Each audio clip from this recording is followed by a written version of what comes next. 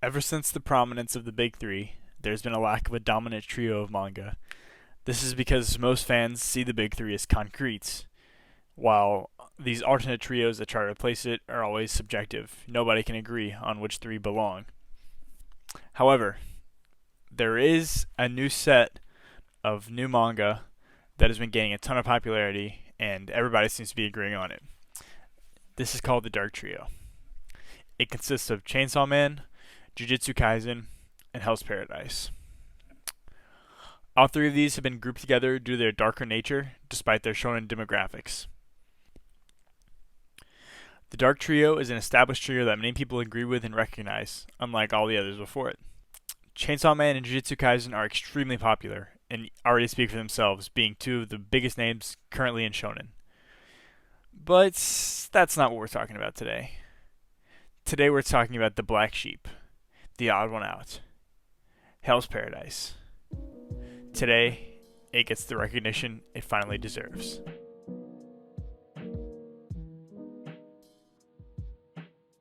Flashback. It's July 2021. I buy my first volume of manga. Being new to the hobby, I'm a sponge, wanting to absorb any recommendations that anyone would be willing to give. Jujutsu Kaisen and Chainsaw Man were both heavily recommended, and I checked them out. Whereas Hell's Paradise recommendations were nowhere to be found, even though Hell's Paradise was already on its 9th volume at the time, and Chainsaw Man only had 4 out. Jujutsu Kaisen had a crazy amount of hype behind it because season 1 of its anime was extremely successful and really set the tone for what the manga was actually like. Chainsaw Man is kind of a mixed bag, but the main reason I think it's already popular is that Fujimoto already had a successful work when he made Fire Punch, so that he already kind of had that credibility. After collecting for a few months, I started seeing the Dark Trio rise in popularity. I see a lot of people talking about, like, oh, these three are, like, go together. So, I was like, okay, well, I like Jujutsu Kaisen, I like Chainsaw Man, so I should check out Hell's Paradise. And this begins my journey into Hell's Paradise. If you're not familiar, Hell's Paradise follows Gabimaru the Hollow, a ninja who is known for being cold and emotionless, along with a group of felon prisoners on death row, are all sent off to an island believed to contain the elixir of life, and their goal is to try to retrieve it to the shogunate in order for a full pardon.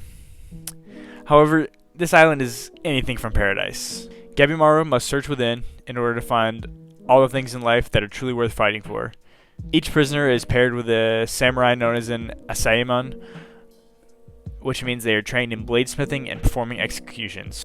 So basically, it's safe to say they know their way around a blade very much. As I began reading Hell's Paradise, I enjoyed the first few volumes, and I was interested in seeing where the story was going to go.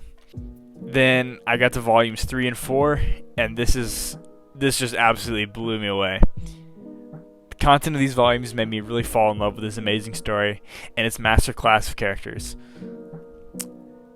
And after that, I found myself binge the rest of the series in a matter of days.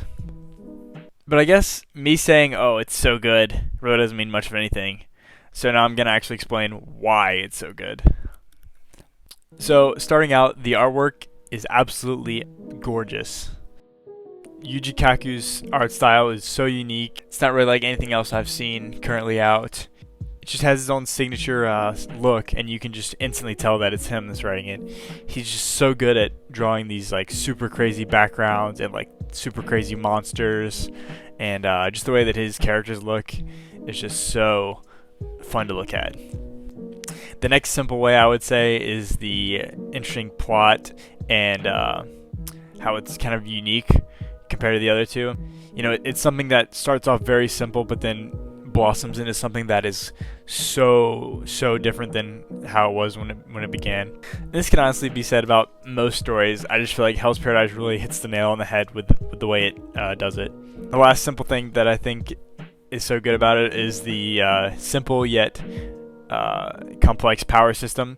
It has kind of the vibes of Avatar: The Last Airbender with a mix of like Hamon from JoJo's or like Demon Slayer breathing styles, but just like so much cooler and actually real.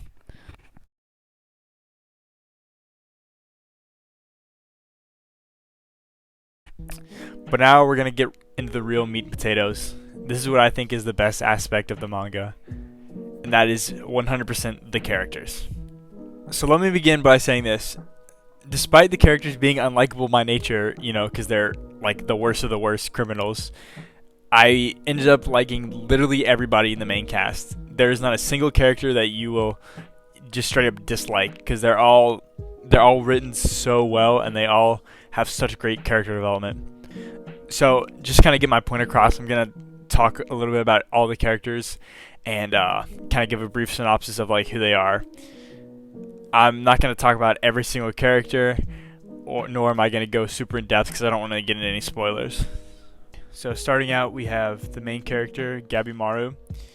He is seen as this heartless, cold ninja who is just this violent killer and just will do anything to get anybody out of his way. At the beginning of the story, he only wants to just die because he has no purpose for living, and he just doesn't find anything worth it in life to keep moving forward. But the story kind of follows him as he tries to discover the things that are in his life that are truly worth living for. So the Dura antagonist would be Sagiri, who is the shogunate samurai person who is assigned to Gabimaru, so she's basically his handler and the one who makes sure that he doesn't go off and escape. All the criminals have one assigned to them, so like if you hear me talk about it, that's what I'm referring to.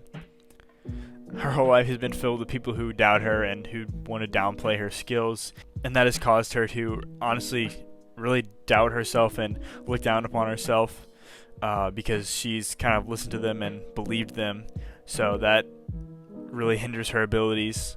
So as the story is progressing, she's kind of coming to terms with the fact that, wait, I actually like know what I'm doing, and I don't need to listen to these people because I know that I can do what I've been assigned to do. Next up, you have Yuzuriya, who is this shinobi who is very manipulative and is very selfish. Her only goal is just to make it off the island and just go back to living like she did. However, as this goes on, she kind of starts to learn that the other people around her who have helped her get to this point are worth caring about and worth saving. Kind of like an Iron Man type arc. Next up, we have Gen Tetsusui, who is known as the Blade Dragon. He's basically just an adrenaline junkie, wants to always fight and find more powerful people to fight.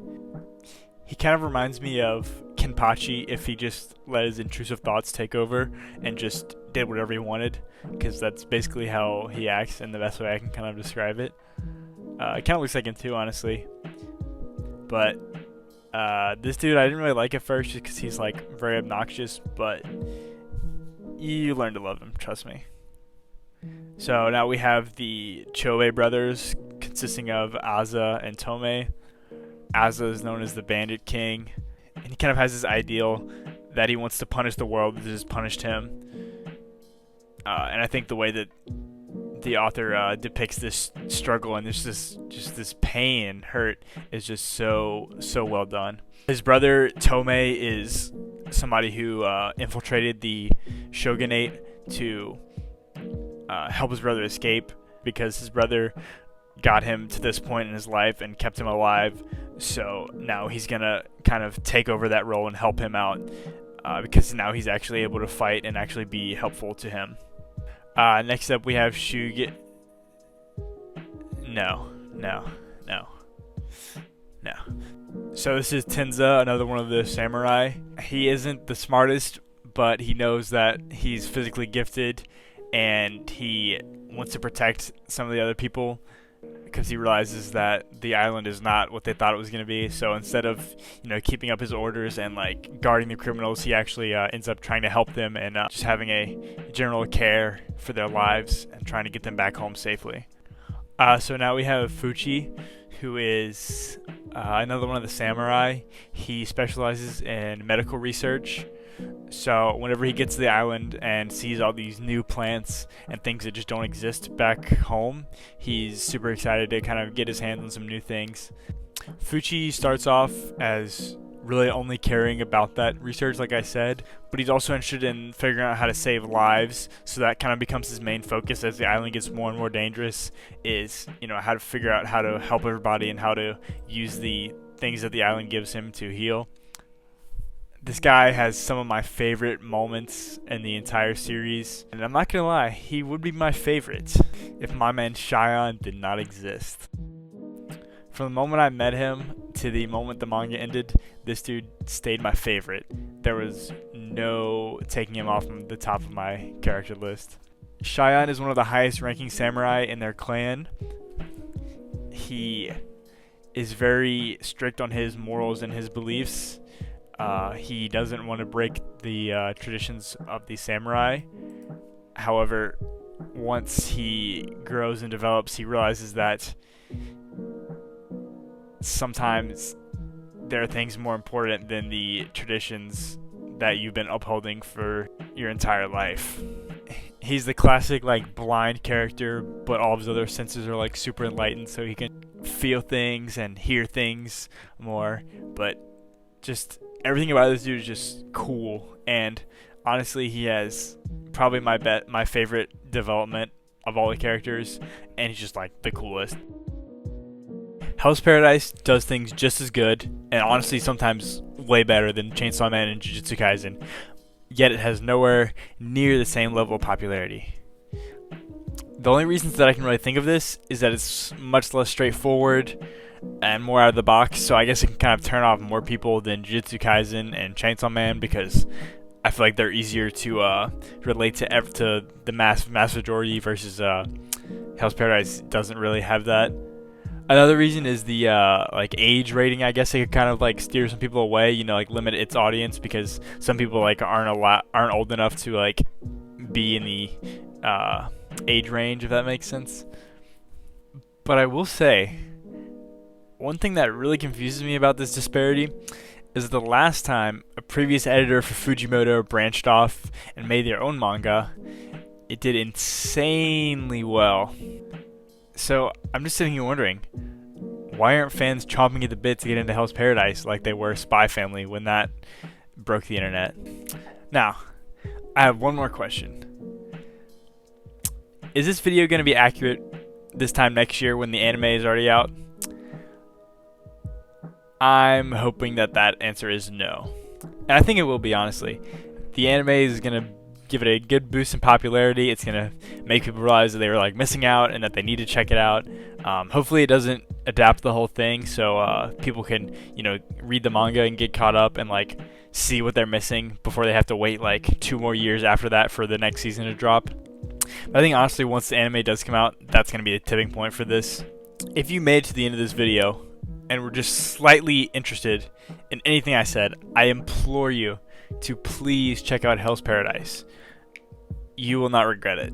And if you do, please come back to this video and comment and tell me why. I'm really interested to see what a genuine critique of this series would be. The power system paves the way for some amazing action and fight sequences. This manga is just filled with satisfying fights, easy to follow, just things that just really get you hype. Like, there are just so many moments that I'm thinking of that I just cannot wait to see animated, because they will break the internet. So, that wraps it up for this. What did you think?